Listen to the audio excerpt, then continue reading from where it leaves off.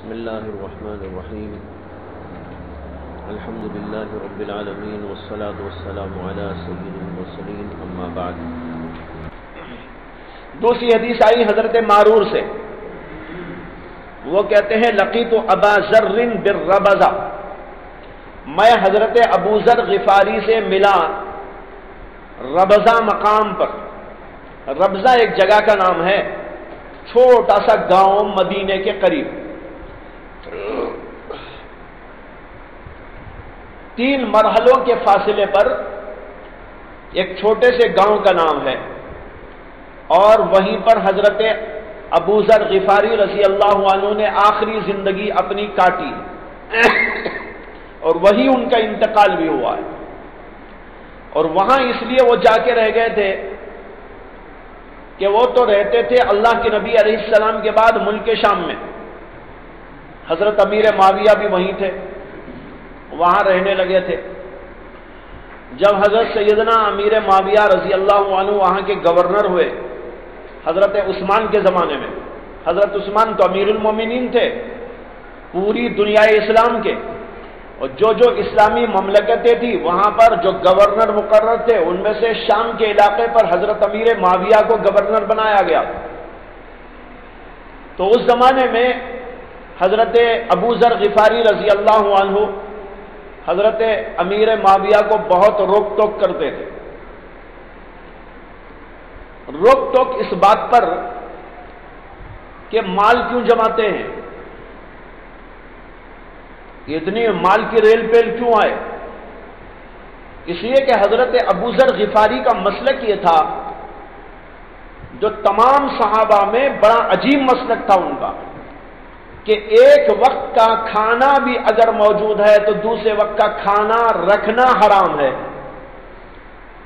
صبح کا کھانا موجود، دوپہر کا کھانا جمانا رکھنا، اس کی تدبیر کرنا حرام۔ یہ مسلک صحابہ میں سے کسی کا نہیں تھا۔ اب وہ جو صحابہ کے پاس کچھ مال دولت دیکھتے اس کے اوپر بڑی روک ٹوک کرتے، اور ان میں سب سے زیادہ حضرت امیر معاویہ پر، اس لیے کہ حضرت امیر معاویہ رضی اللہ عنہ کا مزاج ایسا تھا، ان کے ذرا کھانا پینا رہائش اور یہ اور وہ ذرا زیادہ تھا، اللہ نے دیا جیسے بعض انبیاء کو بھی اللہ نے دیا، بعض صحابہ کرام کو بھی عطا فرمایا۔ چنانچہ حضرت عبد الرحمن بن عوف کتنے بڑے صحابی، اللہ نے بڑی مال دولت ان کو عطا کی، ان کے دسترخوان پر روزانہ 1,000 آدمی کھاتے تھے۔ تو ایسی ہی ریل پہ ان کے یہاں بھی تھی، لوگ بہت آتے، بہت کھانا پکایا جاتا، بہت اچھی غذائیں کھلائی جاتی۔ اس کو دیکھ کر حضرت امیر معاویہ کو وہ دربار میں جو ہے برملا ٹوکتے تھے، اور ان کے ہاتھ میں ایک عصا بھی ہوتا تھا، کبھی کبھی عصا بھی مار دیتے تھے۔ تو جب یہ، لیکن چونکہ بہت بڑے صحابی تھے، معمولی درجے کے نہیں، سارے صحابہ سب لوگ ان کا بڑا احترام کرتے تھے، حضرت امیر معاویہ بھی بہت احترام کرتے تھے، اس لیے کہ بالکل شروع دور میں اسلام لانے والے، ایسے دور میں جبکہ حالات بڑے سنگین تھے، کوئی مکے میں داخل ہو اور اللہ کے نبی سے ملاقات کرے تو اس کا بچ کے جانا مشکل تھا۔ ایسے زمانے میں حضرت ابو ذر غفاری نے پہلے اپنے بھائی حضرت انیس کو بھیجا کہ جاؤ، کوئی نئے پیغمبر آئے ہیں ان کی حالات دریافت کر کے آؤ، پھر اس کے بعد خود تشریف لائے اور پھر اللہ کے نبی علیہ السلام سے ملاقات کر کے مکہ مکرمہ کی اس اولین دور کی زندگی میں ایمان قبول کیا۔ تو اسے سارے صحابہ ان کا احترام کرتے تھے، لیکن یہ مسئلہ بڑا بھاری ہو گیا۔ اب جب دیکھو روک ٹوک ہو رہی ہے، یہ نکالو، یہ باہر کرو، وہ کیا ہے، یہ کیا ہے، یہ کیوں جمایا ہے، یہ سونا کیوں ہے، چاندی کیوں ہے، اتنی کھانے پینے کی ریل پیل کیوں آئے، ایسے کپڑے کیوں پہنے، ہر وقت یہی مسئلہ۔ یہ دیکھ کر حضرت امیر معاویہ رضی اللہ عنہ نے حضرت عثمان غنی کو خط لکھ دیا کہ ایسے ایسے حالات ہیں ابو ذر غفاری کے، اس کے اوپر آپ کچھ اقدام فرمائیں۔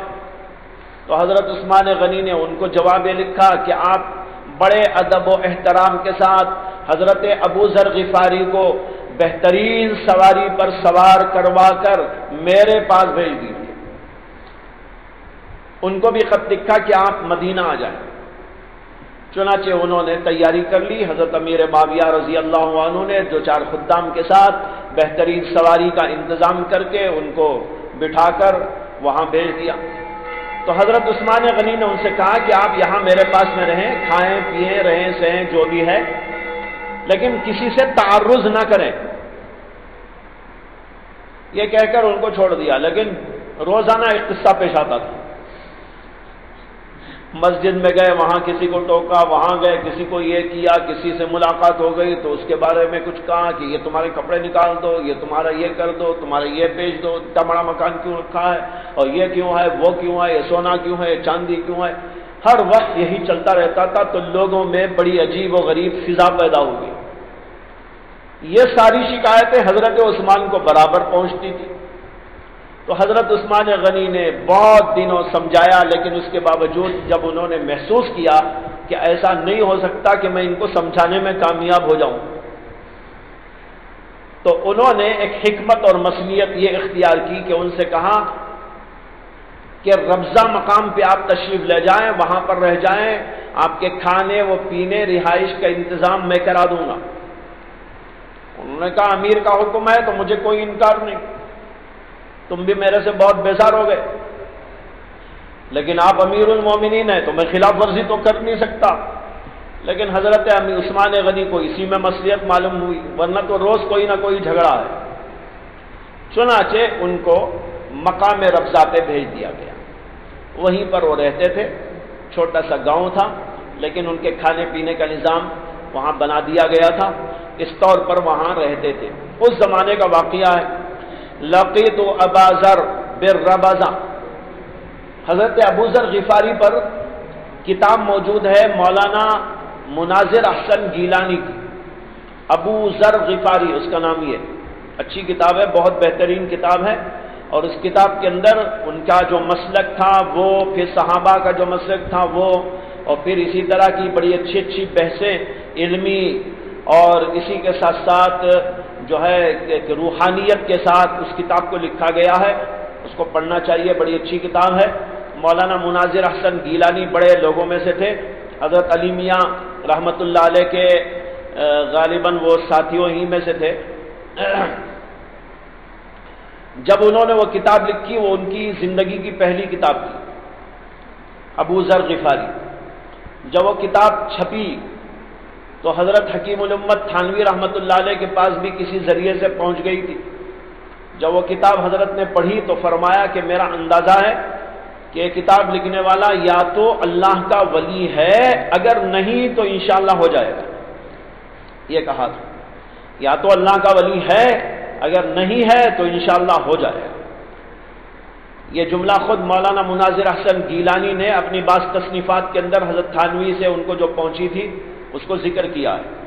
بہرحال بڑے آدمی تھے، بہت اچھا لکھتے تھے، خاص ان کا انداز تھا، وہ خاص انداز تو کوئی اور اختیار نہیں کر سکا، ایسا خاص لب و لہجہ تھا ان کا بیان کرنے کا۔ تو یہ کتاب میں سے میں نے ذکر کیا کہ ان کے بارے میں وہ کتاب بڑی شاندار کتاب ہے، اگر موقع ہو تو پڑھنا چاہیے۔ آگے ہے وعلیہ حلہ، اور حضرت معرور کہتے ہیں کہ میں ابو ذر غفاری سے ربضہ مقام پر ملا تو وہاں پر ان کو دیکھا کہ ان کے اوپر ایک جوڑا ہے، وعلی غلامہ حلہ، اور ان کے غلام کے اوپر بھی اسی طرح کا ایک جوڑا ہے، ان پر بھی ایک جوڑا، ان پر بھی ایک جوڑا۔ جوڑا کہتے ہیں حلہ، عربی میں کہتے ہیں سوٹ کو، اور سوٹ کے معنی آتے ہیں نیچے اوپر دونوں یکساں جو لباس ہوتا ہے ایک ہی کپڑے کا، اس کو جیسے آپ لوگ پہنے بیٹھے ہیں یہی سوٹ ہے، اوپر جو کپڑا نیچے وہی کپڑا، اسی کا بنایا جائے تو اس کو کہتے ہیں جوڑا۔ اب وہ جوڑا سلا ہوا ہو تو بھی، نہ سلا ہو تو بھی، مثلا چادر اوپر نیچے ایک ہی اوڑھے تو کہیں گے سوٹ، ایک ہی ہے، عربی میں اس کا نام حلہ۔ تو دیکھا تو حضرت ابو ذر غفاری بھی ایک جوڑا پہنے ہوئے ہیں، اور ان کا غلام بھی اسی طرح کا ایک جوڑا پہنا ہوا ہے۔ فسألته عن ذلك، حضرت معرور کہتے ہیں کہ میں نے ابو ذر غفاری سے اس کے بارے میں پوچھا کہ حضرت یہ کیا بات ہے؟ عام طور پر تو لوگ خود جیسا پہنتے غلاموں کو ویسا نہیں پہناتے، آپ بھی ماشاءاللہ جوڑا پہنے ہیں، یہ بھی ماشاءاللہ غلام آپ کا جوڑا پہنے ہوئے ہیں؟ انہوں نے کہا دیکھو انی ساببت رجلا، پھر اس کے بعد انہوں نے ایک حدیث سنائی، حدیث ایک قصے کے ساتھ میں ہے۔ انہوں نے کہا انی ساببت رجلا، میں نے ایک آدمی کو گالی دے دی تھی۔ ساببت، سبا یسبو سے ہے، اس کے معنی گالی دینے کے ہیں۔ میں نے گالی دے دی تھی ایک آدمی کو، وہ آدمی جس کا یہاں ذکر ہے وہ حضرت بلال حبشی ہیں۔ فَأَيَّرْتُهُ بِأُمِّهِ، اور میں نے اسے اس کی ماں کا نام لے کر آر دلایا تھا۔ میں نے کل کہا تھا نا، انہوں نے کہا ابن السودا، ارے کالی کے، یہ کہہ دیا ارے کالی کے بیٹے، تو اَيَّرْتُهُ بِأُمِّهِ۔ فقال لي النبی صلی اللہ علیہ وسلم، جب حضور کو معلوم ہوا تو آپ نے مجھ سے فرمایا یا ابا ذر اَيَّرْتَهُ بِأُمِّهِ انک امرؤ فیک جاہلیہ، اے ابو ذر تو نے اس کو اس کی ماں کے ساتھ آر دلایا، تو ایسا آدمی ہے کہ تیرے اندر جہالت ہے، جاہلیت ہے۔ اس کے بعد میں کہا اخوانکم خوالکم، تمہارے بھائی تمہارے خادم ہیں، یعنی تمہارے جو غلام ہیں وہ تمہارے بھائی ہیں۔ اخوانکم خوالکم، خول اس کے معنی آتے ہیں خادم، یہ تمہارے خادم تمہارے بھائی ہیں، یہ اصل میں یوں ہے خوالکم اخوانکم، تمہارے خدام تمہارے بھائی ہوتے ہیں۔ جعلہم اللہ تحت ایدیکم، اللہ نے انہیں تمہارے ماتحت کر دیا ہے۔ فمن کان اخوہ تحت یدہ، پس وہ آدمی کہ اس کا بھائی اس کے ماتحت رہتا ہو، فلیطعمہ مما یاکل ولیلبسہ مما یلبس، تو اس کو چاہیے کہ اسی کھانے میں سے کھلائے جو خود کھاتا ہے، اسی لباس میں سے پہنے جو خود پہنتا ہے۔ ولا تکلفوہم ما یغلبہم، اور ان کے اوپر ایسی کوئی مشقت نہ ڈالے، تکلیف نہ ڈالے جو ان کو غالب، جو ان پر غالب آ جائے، یعنی وہ کر نہ سکے، ایسی کوئی پریشانی کی بات ان پر نہ ڈالے غلاموں پر۔ فَإِن كَلَّفْتُمُوهُمْ فَأَعِينُوهُمْ، اور اگر کسی ضرورت سے ان کی طاقت سے زیادہ کوئی کام ان کے اوپر لگاؤ تو فَأَعِينُوهُمْ، ان کی تم بھی مدد کرو۔ حضرت ابو ذر غفاری سے جب انہوں نے پوچھا آپ بھی ایسا جوڑا، غلام بھی ایسے ہی جوڑا، انہوں نے حدیث سنائی، دیکھو ایک بار ایسا ایسا ہوا۔ یہ اوپر کے جو جملے ہیں چونکہ اسی حدیث میں ہے اس لیے پوری حدیث سنا دی انہوں نے، اصل مقصود تو یہ آخری جملے ہیں کہ اللہ کے نبی صلی اللہ علیہ وسلم نے فرمایا جو تمہارے خادم ہیں وہ تمہارے بھائی کی طرح ہیں، اللہ کسی کو تمہارا بھائی تمہارے ماتحت کر دے تو خود جو کھاتا ہے وہ کھلائے، خود جو پہنتا ہے وہ پہنے، اور اسے کوئی ایسی پریشانی میں نہ ڈالے، یعنی کوئی ایسا کام نہ دے جو اس کی طاقت سے باہر ہو۔ اگر کبھی دینا چاہے ایسا کام تو خود بھی ذرا اس کی مدد کرو۔ کہ انہوں نے کہا کہ اس کی وجہ سے میں ایسا ایسا کیا کر۔ انی ساببت رجلا فعیرتہ بامہ، اس میں پہلی بحث یہ ہے کہ حضرت ابو ذر غفاری بتاتے ہیں کہ میں نے ایک آدمی کو گالی دے دی، یہاں لفظ استعمال کیا ہے ساببتو، جو ہے مسابہ سے، یعنی باب مفاعلت سے، جس کے اندر دونوں آدمی شریک ہوتے ہیں۔ تو اس کا مطلب یہ ہے کہ اس نے مجھے کچھ برا بھلا کہا، میں نے اسے کچھ برا بھلا کہا، لیکن اسی درمیان میں یہ ہو گیا فعیرتہ بامہ، کہ میں نے اس کی ماں کے نام سے اس کو آر دلائی۔ یہ جو اوپر گالی گلوچ کا ذکر ہے وہ بھی دراصل جاہلیت ہی کی بات ہے، اور ماں کے ساتھ، ماں کے نام کے ساتھ آر دلانا یہ بھی جاہلیت ہے۔ یہ دوسرا آدمی جو ان کے ساتھ مصابہ میں شریک تھے وہ حضرت بلال رضی اللہ تعالیٰ عنہ تھے۔ سوال یہ پیدا ہوتا ہے کہ اللہ کے نبی علیہ الصلاۃ والسلام نے اس واقعے پر حضرت ابو ذر کو تو یوں کہا انکم رؤن فیک جاہلیہ، تو حضرت بلال سے کیوں نہیں فرمایا؟ حالانکہ وہ بھی مصابہ میں شریک تھے۔ اس کا جواب یہ دیا جا سکتا ہے کہ حدیث میں مصابہ پر اللہ کے نبی علیہ الصلاۃ والسلام نے کچھ نہیں کہا، یہ بات نہیں ہے۔ ہو سکتا ہے کہ جس طرح حضرت ابو ذر غفاری سے حضور نے یہ فرمایا، اسی طریقے پر حضرت بلال سے بھی فرمایا ہو، لیکن ان کی روایت ہمارے سامنے نہیں ہے۔ اور یہ اصول ہم کو معلوم ہے کہ عدم ذکر عدم کو مستلزم نہیں۔ یہاں حضرت ابو ذر غفاری نے جو ان کو اللہ کے نبی نے کہا تھا وہ ہم کو بتایا، لیکن حضور اقدس صلی اللہ علیہ وسلم نے حضرت بلال کو جو بتایا وہ ہمارے سامنے نہیں آیا ہے، ذکر نہیں ہوا ہے۔ اور ذکر کا نہ ہونا اس بات کی دلیل نہیں کہ حقیقت میں بھی ایسا نہیں ہوا ہے۔ ہو سکتا ہے کہ ان سے بھی اللہ کے نبی علیہ الصلاۃ والسلام نے اسی قسم کی کوئی بات فرمائی ہوگی۔ لہذا یہاں پر مصابہ اور تعیر بالام، یہ دونوں کی دونوں چیزیں زمانے جاہلیت کی بات۔ گالی گلوچ کرنا بھی جاہلی امر ہے، اس لیے یہ نہ سمجھا جائے کہ اس میں کوئی مضائقہ نہیں ہے، اللہ کے نبی نے اس کے اوپر کوئی پکڑ نہیں کی ہے، بلکہ پکڑ اس پر بھی ہے، اس پر بھی ہے۔ ایک کا ذکر یہاں آیا ہے، دوسرے کا ذکر نہیں آیا ہے۔ عدم ذکر عدم وجود کو مستلزم نہیں۔ تو اس سے معلوم ہوا کہ زمانے جاہلیت کی یہ دونوں چیزیں، گالی گلوچ کرنا بھی، کسی کو آر دلانا بھی، اور آر جو دلائی جاتی ہے کبھی ماں کے نام سے، کبھی باپ کے نام سے، کبھی رشتہ داری کے نام سے، کبھی خاندان کے نام سے، کبھی کسی اور طرح، یہ سب کا سب اسی حرمت کے اندر داخل ہے اور انتہائی بدترین فعل ہے۔ دوسری بات یہ ہے کہ اس حدیث میں انکم رؤن فیک جاہلیہ یہ آیا ہے، امام بخاری رحمۃ اللہ علیہ اسی سے اس باب میں استدلال فرما رہے ہیں کہ دیکھو حضرت ابو ذر غفاری کتنے بڑے صحابی ہیں، ایمان میں ان کا کس قدر رسوخ تھا، اس کے باوجود اللہ کے نبی علیہ السلام نے ان سے یہ فرمایا کہ تمہارے اندر جاہلیت پائی جا رہی ہے۔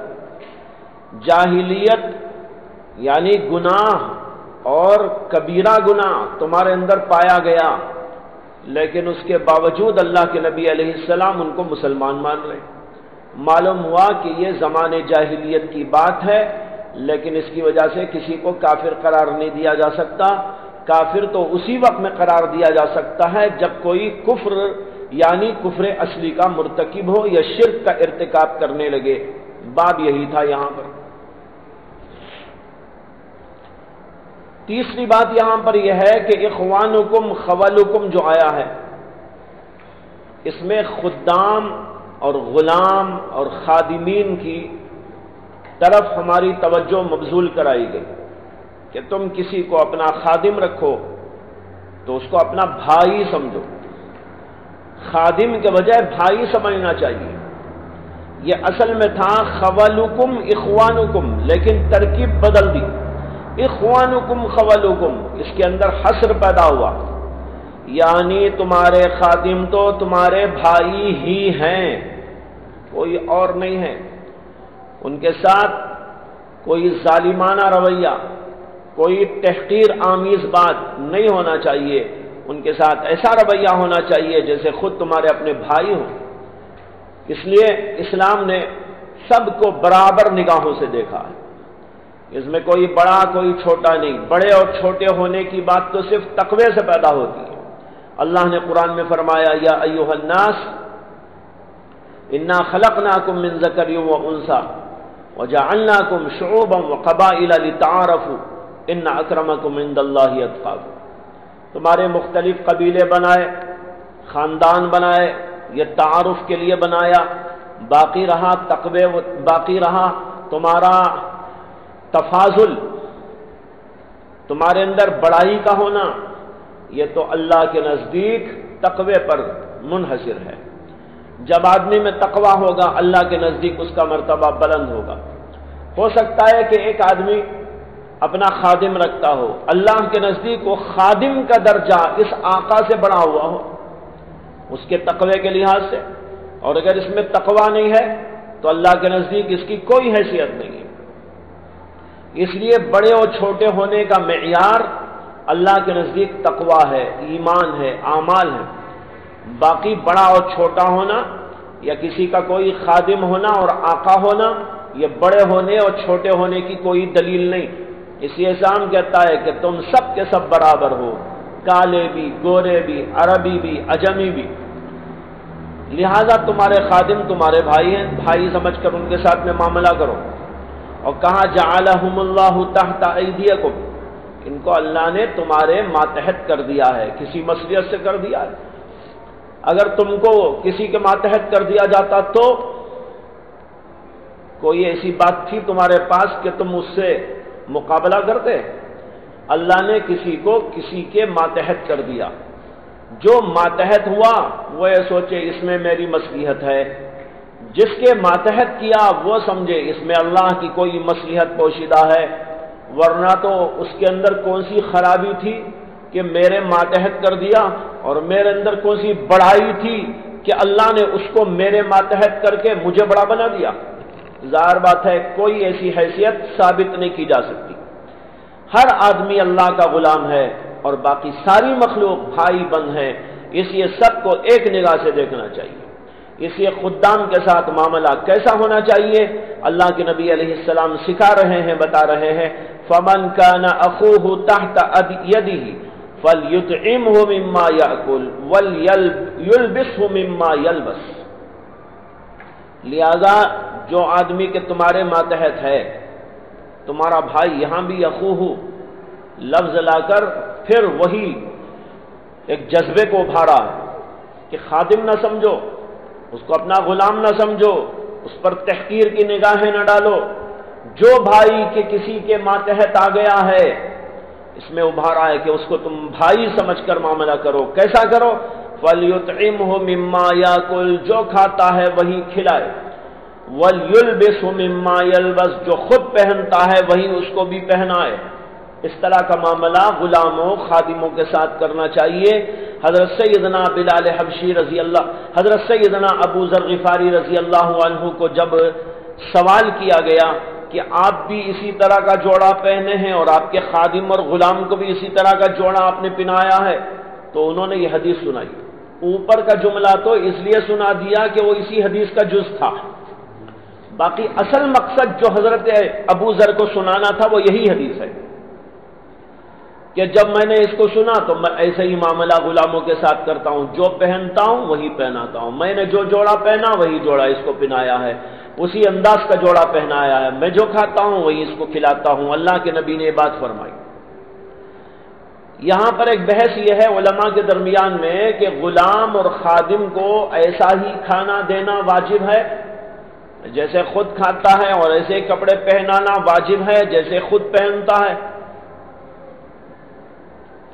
بعض علماء کا نقطہ نظر یہی، اور اس کی دلیل یہی حدیث ہے فَلْيُطْعِمْهُ فَلْيُلْبِسْهُ،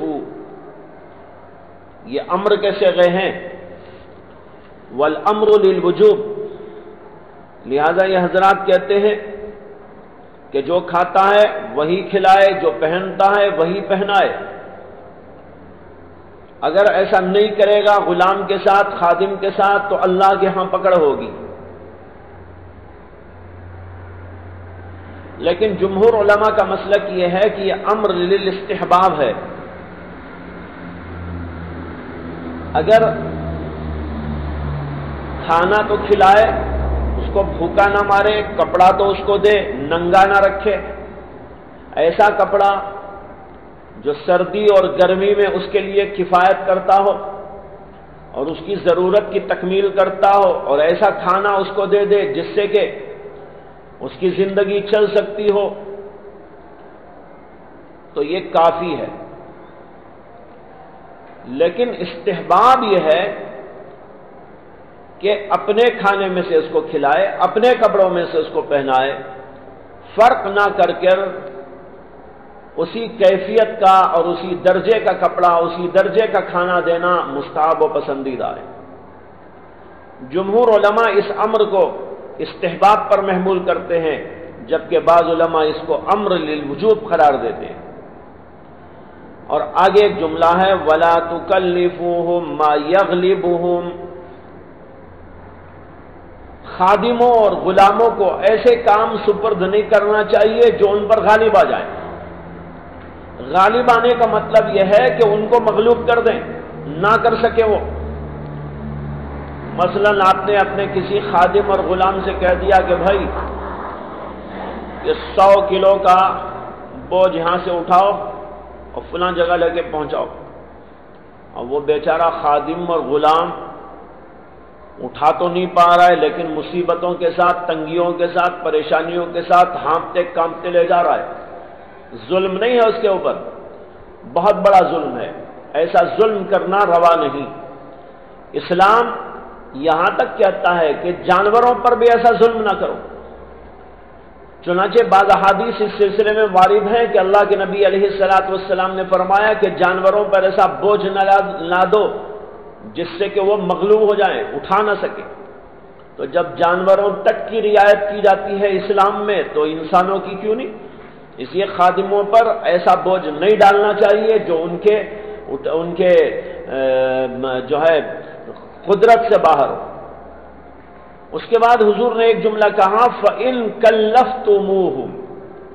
اگر کسی مصلحت اور ضرورت کے تحت تم انہیں کوئی ایسا کام دو، ایسا جو ان کی طاقت سے باہر ہے، تو پھر اس کا طریقہ یہ ہے فَأَعِينُوا، ان کی مدد بھی کر دو. چلو بھئی تم بھی تھوڑا اٹھاؤ، میں بھی اٹھاتا ہوں. اب خود بھی اس کے ساتھ شریک ہو گیا تو اس کا بوجھ کم ہو گیا. اس کے اندر بلند ترین اخلاق کی تعلیم ہے اسلام کی کہ خادموں کے ساتھ ایسا بہترین سلوک کرنا چاہیے. ان کو اپنے سے ماتحت سمجھ کر ظلم کرنا یا تحقیر کے ساتھ ان کے ساتھ معاملہ کرنا اور جو جی میں آئے ان کے اوپر بوجھ ڈال دینا، ڈیوٹیاں لگا دینا، یہ بات بالکل انسانیت اور تہذیب اور اخلاق کے خلاف ہے. یہ ہے اس کے اندر جو بتایا گیا ہے. امام بخاری کا مقصد اِنَّکَ امْرُؤٌ فِیکَ جاہلیہ کے لفظ ہے کہ اس کے اندر حضور اقدس صلی اللہ علیہ وسلم نے حضرت ابو ذر غفاری کو جاہلیت ہونے کی بات بتائی. مجھے یاد آ رہی ہے روایت کہ حضرت ابو ذر غفاری کو جب اللہ کے رسول علیہ السلام نے کہا اِنَّکَ امْرُؤٌ فِیکَ جاہلیہ، تو حضرت ابو ذر غفاری رضی اللہ عنہ نے ایک روایت میں آتا ہے کہ یہ فرمایا کہ باوجود ہے کہ میں کبر یعنی بڑھاپے کے اس عالم کو پہنچ گیا ہوں. انہوں نے حضور سے عرض کیا کہ یا رسول اللہ میں بوڑھا اتنا ہو گیا ہوں، اس کے باوجود میرے اندر یہ علت ہے. اللہ کے رسول نے کہا نعم نعم، ہاں ہاں. یہ مسلم شریف میں روایت ہے. ہم نے کہا ہاں ہاں بوڑھے ہو گئے لیکن یہ تمہارے اندر موجود ہے. علماء نے اس کے اوپر لکھا ہے کہ بسا اوقات انسان کسی بیماری، روحانی بیماری میں مبتلا ہو جاتا ہے لیکن اسے خود پتہ نہیں چلتا جب تک کہ اس کا بڑا اس کو نہ بتائے. دیکھو اللہ کے نبی علیہ الصلوۃ والسلام نے تشخیص مرض فرمایا اور ان کو کہا اِنَّکَ امْرُؤٌ فِیکَ جاہلیہ. اسی طریقے پر بعض بیماریاں روحانی اندر پلتی رہتی ہیں، بڑھتی رہتی ہیں، آدمی کو پتہ نہیں چلتا. کبھی تکبر اندر اندر بڑھتا رہتا ہے، آدمی سمجھ رہے ہیں میں بڑا متواضع ہوں. ایک صاحب حضرت تھانوی رحمۃ اللہ علیہ کے ہاں آئے تو لوگ بیٹھے ہوئے تھے اور وہاں جوتے رکھے ہوئے تھے، باہر جوتے رکھ کر اندر آتے ہیں. تو وہ صاحب جو ہے آ کر السلام علیکم بولے. حضرت نے کہا وعلیکم السلام، آ جائیے. کہنے لگے میں تو اس قابل نہیں ہوں، میں تو یہیں بیٹھتا ہوں. جوتوں میں بیٹھ گئے۔ حضرت نے فرمایا کہ بھئی ان کو باہر کر دو، بڑا متکبر آدمی، ان کو باہر کر دو، بڑا متکبر آدمی۔ اب آپ سوچتے ہوں گے کتنا متواضع آدمی ہے، اس کو متکبر کہنے کا کیا؟ اس لیے کہ وہ تو جوتیوں میں بیٹھ رہا ہے اور کہہ رہا میں تو اس قابل نہیں ہوں۔ کتنا تواضع ہے اس کے اندر، کتنی تواضع ہے اس کے اندر۔ حضرت نے اس کے بعد میں فرمایا کہ یہ دراصل اظہار تواضع ہے، تواضع نہیں۔ تواضع تو خصلت محمودہ ہے، لیکن اظہار تواضع تکبر کا جز ہے۔ اب یہ پہچاننا کسی معمولی آدمی کا کام نہیں، سمجھ میں آیا؟ تو ایک ہے تواضع، ایک ہے اظہار تواضع، یعنی تواضع کا مظاہرہ کر رہا ہے، میں بڑا متواضع ہوں۔ جو متواضع ہوتا ہے اسے اظہار تواضع کی کیا ضرورت؟ جو آدمی نماز پڑھتا ہو اللہ کے لیے تو وہ کسی کے سامنے بولتا تو نہیں ہے؟ بولنا اس بات کی دلیل ہے اس میں اخلاص نہیں۔ اسی طرح تواضع کرے یہ تو بہت اچھی بات، لیکن تواضع کا اظہار کرے تو یہ تکبر کی بات۔ تو اس طریقے پر بعض بیماریاں اندر پلتی رہتی ہیں، بڑھتی رہتی ہیں۔ اسی طرح ایک صاحب حضرت تھانوی کے ہاں تھے، حضرت نے وہ اچھے عالم بھی تھے، بہت زبردست عالم تھے، محدثانہ شان تھی ان کی۔